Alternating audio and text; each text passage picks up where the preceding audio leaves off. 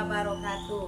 Perkenalkan, kami CGP Angkatan 8 akan melakukan praktek kuci modul 2.3. Nama saya Dina Hayati dari UPTD SMP Negeri 4 Pematang Siantar sebagai observer.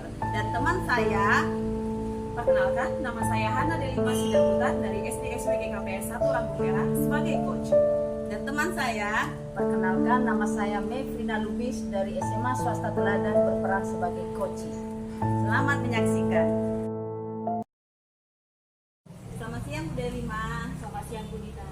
Apa kabarnya hari ini? Puji Tuhan baik Bu. Ibu bagaimana? Alhamdulillah, saya juga dalam keadaan sehat. Baik Ibu Delima, sebelum kita melakukan praktek uji, ada beberapa rubrik penilaian yang akan saya tanyakan kepada Ibu terlebih dahulu. Seperti itu ya Ibu. Yang pertama, kompetensi coaching apa yang ingin Ibu kembangkan kepada uji nanti? Baik Bu, terima kasih. Jadi kompetensi inti pada coaching kali ini yang ingin saya kembangkan adalah yaitu mendengarkan secara aktif, kehadiran penuh, dan juga mengajukan pertanyaan-pertanyaan yang berbobot begini. Kehadiran penuh, mendengarkan aktif, dan mengajukan pertanyaan yang berbobot begitu ya Bu. Yang kedua, kompetensi mana yang secara spesifik yang ingin Ibu observasi dari ketiga pertanyaan kompetensi tadi? Jadi kompetensi yang secara spesifik saya kembangkan lagi yaitu mendengarkan aktif dan juga mengajukan pertanyaan-pertanyaan yang berbobot, sehingga saya berharap coach saya nanti dapat mendapatkan solusi dari masalah-masalah. Betul, solusi ya Bu ya. Iya Bu. Kalau begitu, indikator ketercapaian apa yang akan Ibu inginkan dari coach nantinya? Baik, nah tentunya saya sebagai coach berharap ya Bu ya bahwasannya coach saya itu dapat menemukan solusi-solusi dari masalah-masalah yang dihadapinya dan juga langkah-langkah bagaimana cara melaksanakan solusi-solusi tersebut begitu. Mendapatkan solusi ya Ibu ya beserta langkah-langkahnya. Baik Ibu, kalau begitu saya persilakan Ibu melakukan coaching kepada Puji.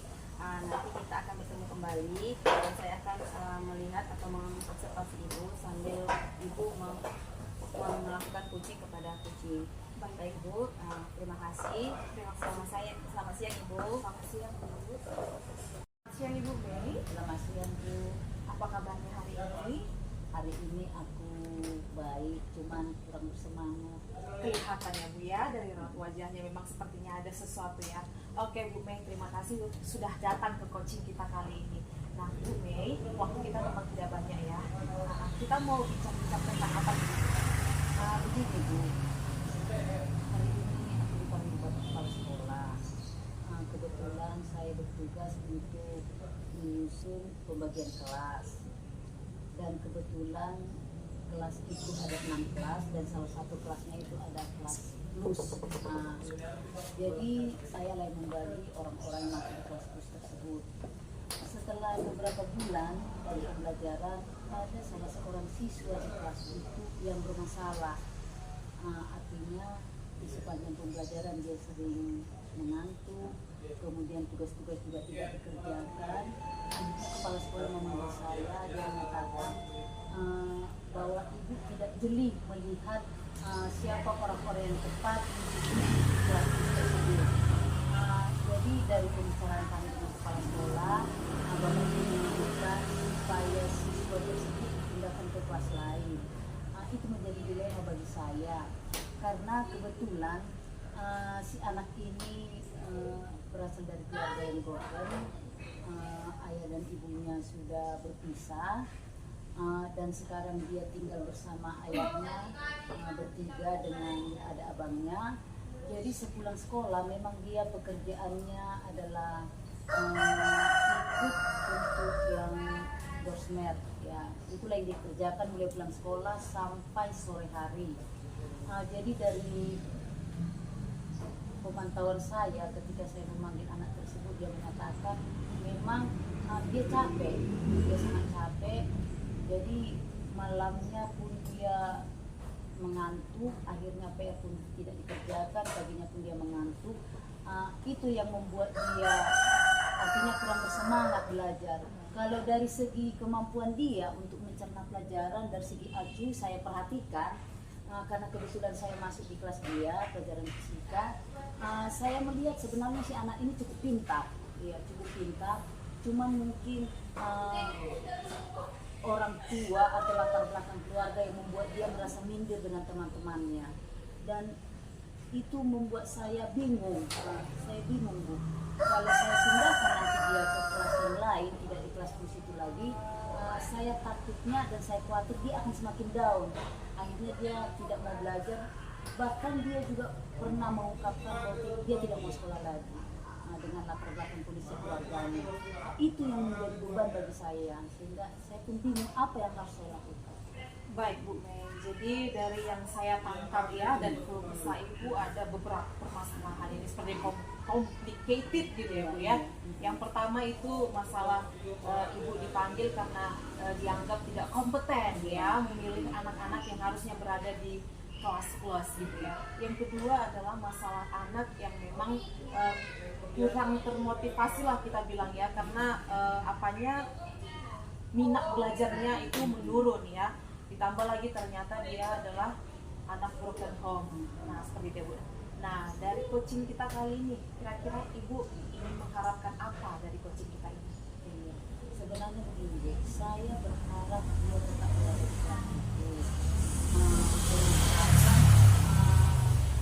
Adalah guru yang memang khusus kepada dia, yang bisa memberikan semangat kepada dia supaya dia tetap berada di kelas itu.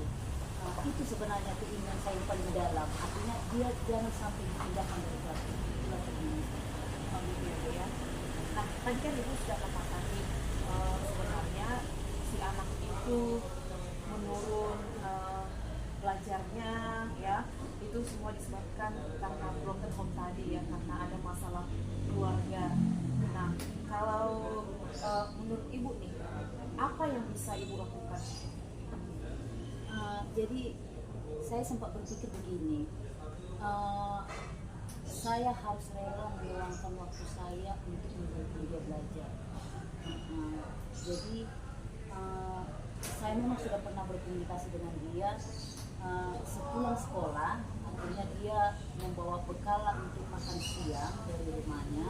Jadi sepulang sekolah, saya akan mendampingi dia belajar di rumah selama 1 jam.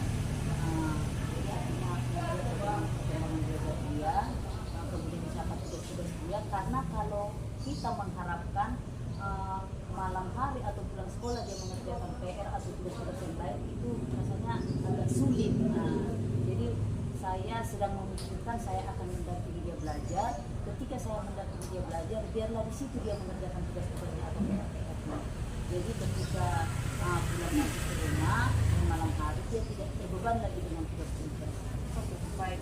Nah kalau menurut pandangan Ibu nih ya, dari yang sudah Ibu lihat, si anak ini dia sudah drop, kalau kita tarik skala nih ya Bu ya, dari skala 1 sampai 10, si anak ini sudah dropnya sampai di mana gitu? Kalau Masalahnya ada skala mana? Iya, kalau saya melihat waktu dia kelas 10 tidak begitu bermasalah, kalau saya perhatikan, karena kebetulan abangnya dia ikut membantu biaya sekolah dia. Cuma setelah kelas 11 ini, dari cerita dia, dia membayar sendiri uang sekolahnya. Jadi dia terpaksa harus bekerja karena ayahnya juga bisa kita katakan jadi pas-pasan. Jadi memang apa kegiatannya, memang dia dituntut harus bekerja. Dia harus bekerja supaya bisa sekolah. Jadi kalau saya melihat skalanya sekarang mungkin skala 5. Berarti memang sudah termasuk parah ya Bu, menurunnya pembelajaran si anak ini. Nah oke, tadi kan Ibu katakan bahwasanya bagaimanapun ya memang dia harus mencari uang untuk membayar uang sekolah seperti itu ya Bu ya. Nah kiranya jadi dia terpaksa harus bekerja karena ayahnya juga bisa kita katakan jadi pas-pasan. Jadi memang apa kegiatannya, memang dia dituntut harus bekerja. Dia harus bekerja supaya bisa sekolah. Jadi kalau saya melihat skalanya sekarang mungkin skala 5. Berarti memang sudah termasuk parah ya Bu, menurunnya pembelajaran si anak ini.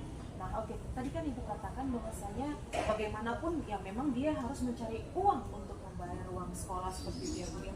Nah, kira-kira ada nggak Bu cara yang bisa Ibu lakukan dengan dia tetap mencari uang tetapi tetap harus belajar seperti itu? Begini, saya hanya memikirkan seperti ini. Saya sudah memanggil dia, kebetulan ada katanya teman dekatnya. Jadi di kelas itu hanya satu orang lah yang menurut dia percaya. Teman-temannya, ada teman-temannya laki-laki. Jadi memang sudah saya panggil temannya ini. Kebetulan agak keluarga berada. Iya, jadi kata temannya ini ya sebisa saya akan saya bantu. Tapi kalau sampai membayar uang sekolah tidak mungkin, minimal kalau ada hal-hal yang kecil mungkin akan saya bantu. Contohnya seperti apa? Jadi misalkan kalau ada tugas-tugas dari sekolah, misalkan ada yang di print out atau ada yang di fotokopi, semacam, atau misalkan katakanlah di uang jajan dia, temannya ini bersedia membantu karena temannya ini pun bersedianya menjemput dia dari rumah, mengantar ke sekolah, kemudian nanti dari sekolah mengantar lagi ke rumahnya. Temannya ini bersedianya. Itulah sepertinya cara yang lain untuk membantu dia. Artinya adalah yang membantu dia dari segi materi. Nah, itu kan tadi bantuan dari teman ya gitu. Nah, kalau Ibu nih selaku gurunya, kira-kira ada nggak cara yang bisa Ibu lakukan untuk membantu si anak ini dengan dia tetap bekerja namun tetap bisa belajar seperti itu? Ya hanya itulah yang saya pikirkan. Saya sudah mengatakan kepada dia, silakan kamu tetap bekerja, istilahnya karena membutuhkan uang, tetapi tidak langsung pulang sekolah. Jadi sepulang sekolah kamu harus belajar dulu. Ya, kamu harus belajar dulu, menyiapkan segala tugas-tugas sekolah. Setelah beres itu, baru kamu bekerja. Hanya itu yang bisa saya berikan. Jadi hanya masalah meluangkan waktu saya langsung untuk dia setiap pulang sekolah sekitar 1 jam untuk mendampingi dia. Oke, berarti meluangkan waktu ya, meluangkan waktu sepulang sekolah. Berarti setelah sepulang sekolah ya mungkin 1 jam gitu ya Bu ya, baru kemudian si anak bekerja. Nah, dengan bayangan Ibu yang seperti ini ya, ini kan Ibu berencana nih ya, inilah cara yang menurut Ibu yang Ibu pikirkan. Dengan cara yang Ibu pikirkan ini nanti kira-kira berharap kalau si anak ini kemajuan belajarnya itu di posisi keberapa? Iya, saya optimis, karena saya sangat optimis. Kalau misalkan sepulang sekolah dia belajar atau ke sekolah, kemudian dia bekerja, saya optimis skala daripada si anak ini akan meningkat. Seperti saya katakan, dia bukan orang yang bodoh, tidak. Kemampuan dia untuk mencerna pelajaran, untuk menerima pelajaran itu sebenarnya sangat tinggi. Hanya masalah kondisi lah yang membuat dia menjadi seperti itu. Kalau saya bilang bahkan skala 8 bisa. Skala 8 ya? Iya, bisa. Nah, kira-kira Bu Mei, kapan nih rencana aksinya? Saya merencanakan mulai hari Senin, minggu depan Senin, saya sudah berjanji kepada dia, mulai hari Senin, pulang sekolah, kita belajar bersama. Ibu hanya memperhatikanmu, kalau ada misalkan yang mau kamu tanyakan, silakan tanyakan kepada ibu. Dan itulah rencana saya. Oke, Ibu Mei butuh dukungan?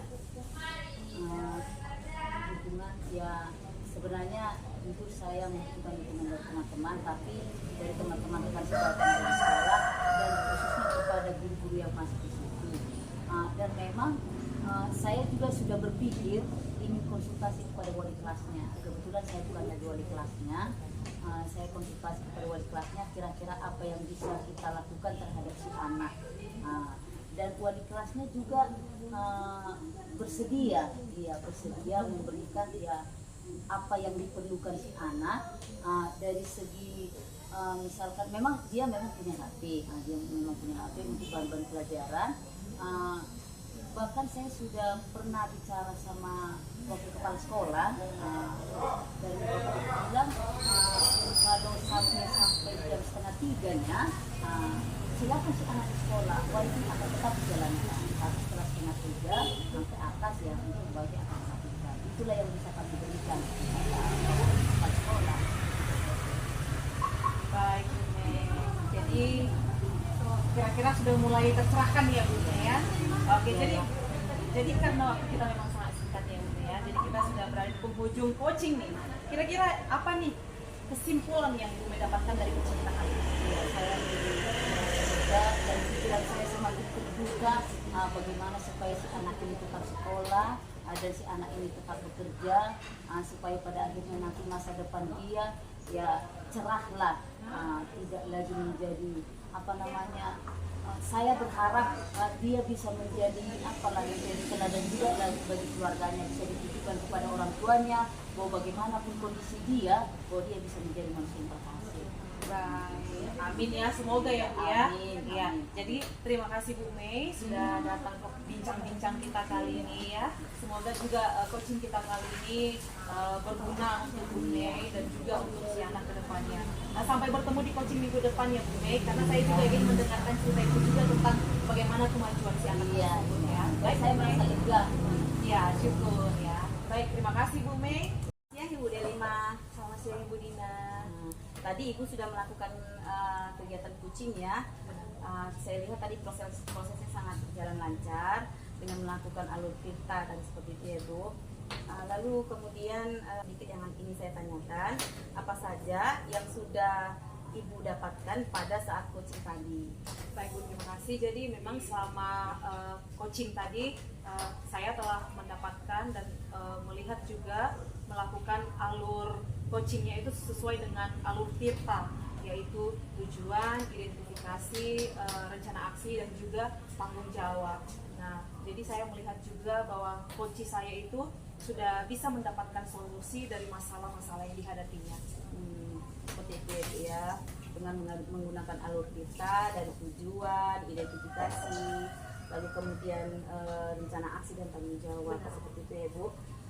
Berikutnya yang kedua, kompetensi apa yang ingin Ibu kembangkan berdasarkan hasil coaching tadi? Jadi memang setelah selesai coaching ini saya memang berharap Bu, saya bisa menggunakan alur tirta itu lebih baik lagi, supaya pada saat coaching atau itu mungkin nanti sama rekan kerja atau bersama dengan murid, saya dapat melakukan coachingnya dengan lebih baik lagi seperti itu. Baiklah, kalau begitu apa yang